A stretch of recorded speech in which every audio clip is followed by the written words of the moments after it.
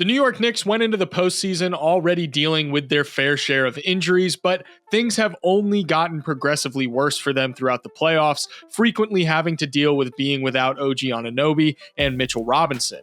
But even with this incredibly unfortunate injury luck, they've seemingly been undeterred. And a major part of this is due to Jalen Brunson proving that he's more than capable of being the first option on a contending team and elevating his team to wins in the postseason, even without some of their best players. There were always signs that Jalen Brunson could do a lot more than he had the opportunity to show during the early parts of his career in Dallas, and he made that abundantly clear during the 2023 postseason, where he averaged 31 points per game against the Miami Heat in the conference semifinals. But it turns out that we were only scratching the surface, because this year he's taken everything to a whole new level. He's continuing to string together one incredible performance after another. His regular season production already was a massive leap from last year, but in this year's playoffs, he's reaching heights that I'm not sure a ton of people knew that he could reach. I want to take a look at why the Pacers seem to have a nearly impossible task on their hands defending him, how he's adapted to their defensive coverages over the course of this series, and how the Knicks have perfected their offensive approach around what he can do. Real quick, guys, if you enjoyed this video, I'd appreciate it a ton if you considered leaving a like and subscribing, because it really does help me out a ton. All that being said, let's get into it. Jalen Brunson currently has the highest usage rate of any player left in the playoffs, and the Knicks have the second best offensive rating in the postseason so far. We all know by now that Jalen Brunson can create his own shot seemingly at will in isolation, being able to carve apart opposing defenses with his shiftiness and crafty ball handling skills, and his ability to change pace at any given second makes containing him a nearly impossible task. Just watch how he's reading the defense on this possession. He sees Achiuwa in the dunker spot with Siakam in the middle of the paint, so he's going to wait until the exact second that Siakam turns his head to check on Achiuwa making this baseline cut, and once he's looking away, that's when Brunson is going to explode towards the basket, leaving Nembhard in the dust and finishing against the late help defense. He's going to have the ball on the right side with a mostly cleared out corner with Myles Turner on 𝙖𝙗𝙤𝙪, and he's going to wait for DiVincenzo to make this cut across the elbow off the screen from Hart, and with most of the defense preoccupied with the off-ball action happening on the weak side of the floor, he's going to burst to the rim and 𝙖𝙗𝙤 gets called for the goaltend. You need to be incredibly disciplined in order to deal with Brunson and his physicality, but he's not just some back-down bruiser. He's incredibly skilled with tons of finesse, and it makes him completely unpredictable and a nightmare to contain. You would think when talking about a 6'2" point guard, they would have to rely entirely on finesse and skill to be able to get their points. But with Brunson, he's combining aspects of a post-up center with the finesse and skill of a 6'2" point guard. What's really elevating Brunson to new heights, though, isn't just how he's been scoring, but how he's been leveraging that scoring ability into easy looks for his teammates by manipulating defenses into over-focusing on him. When he comes off this screen, he's already going to have 𝙖𝙗𝙗 trailing behind him with Haliburton in front of him, and Siakam is going to come all the way off Hart on the weak side to come down and help, leaving Indiana with 3 players on the ball and only 2 defenders available for the other 4 offensive players.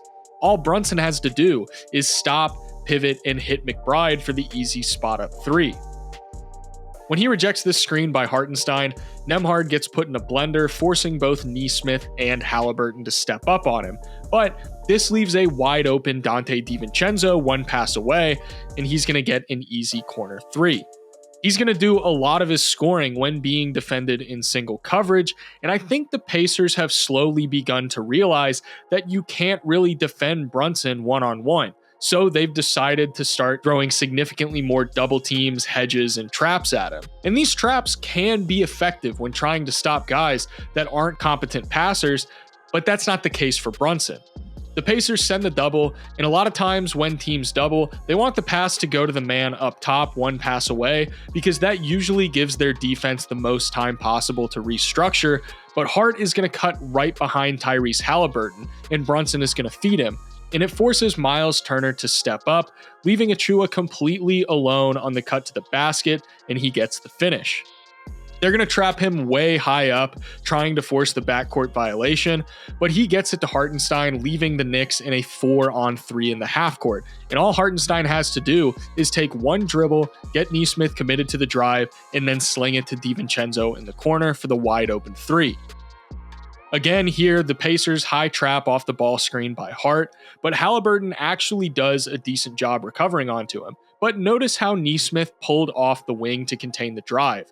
This allows Hartenstein to set the pin-in screen on him so DiVincenzo can get yet another wide open 3. It's really hard to overstate just how much of a leap Brunson has made as an overall offensive engine since his first season in New York. Now, I know that raw assist numbers and assist to turnover ratio aren't the be-all end-all of playmaking talent, but his assist numbers are the highest they've ever been, and he's doing it while turning the ball over at the lowest rate of his stint in New York so far. Brunson isn't just the first option on offense. Brunson is the offense. There was all this talk about whether or not he could be the first option, but I think we're seeing that he's more than capable of being that. And it's especially apparent when you factor in what he's doing off the ball too. You're gonna want the ball in Jalen Brunson's hands more often than not, but he's also been doing a lot of work off ball to help keep their offense moving at maximum efficiency.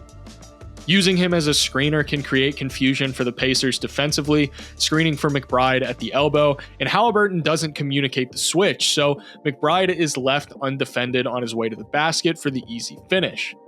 He's going to be working in the paint here, kicking it out to an open Donte DiVincenzo, but when DiVincenzo drives this closeout, notice Brunson pulling out to the corner.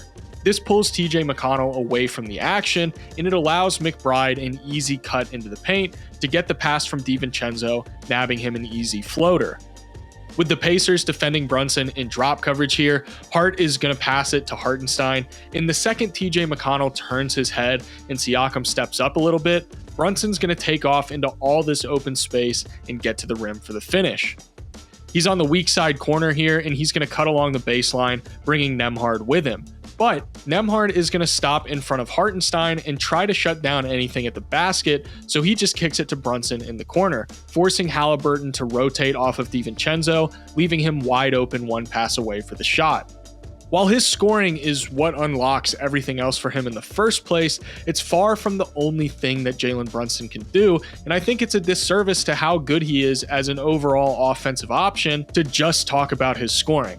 There's a ceiling to how good your team can be if your primary scorer can't leverage his scoring into generating high percentage offense, but Brunson is able to do that. And when I say that Brunson is the offense, it's the truth. In the 856 possessions where he's been on the floor this postseason, the Knicks have a net rating of plus 3.8. In the 128 possessions where Brunson hasn't been on the floor in this playoffs, they're an absolutely horrific minus 29.6. His offensive magnitude has a direct impact on the rest of the roster, making their lives drastically easier and allowing them to not have to work nearly as hard for their points. Using Donte DiVincenzo as an example, with Jalen Brunson on the floor, DiVincenzo scores 18.2 points per 75 possessions, and he shoots a whopping 42.3% from beyond the arc.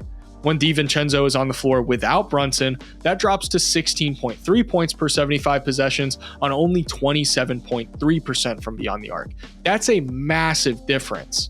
Now, it is worth acknowledging that the Pacers certainly aren't a defensive juggernaut that's going to be giving the Knicks a ton of fits.